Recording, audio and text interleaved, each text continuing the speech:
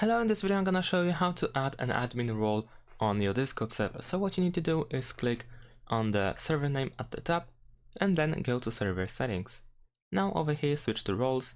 Here you should be able to add a new role. For instance, if you see it like this, where you have multiple roles already, you can click on create role over here, or you will probably find a button somewhere in the middle if you don't have any roles yet. So let's create a new role. Let's set the name to admin.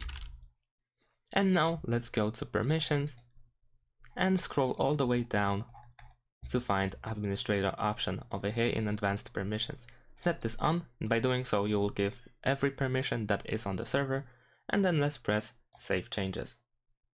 And that's pretty much it. Now the admin role has been created. Now you can go to manage members and you can add new members to that role. If you want to, you can select over here and then press add. You can move the role to the top in order to be seen at the top of the members list.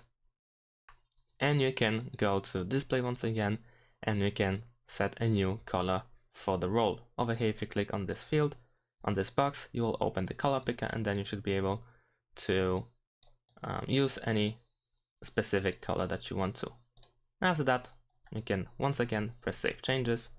And if you want to, you can also display role members separately from online servers, so they will be, every admin that is in that role, that has that role, will be separated from every other group or role.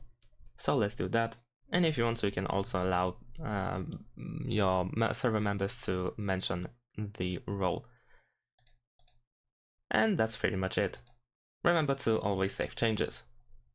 Thanks for watching, leave a like and subscribe to my channel, and see you in my next videos. Bye.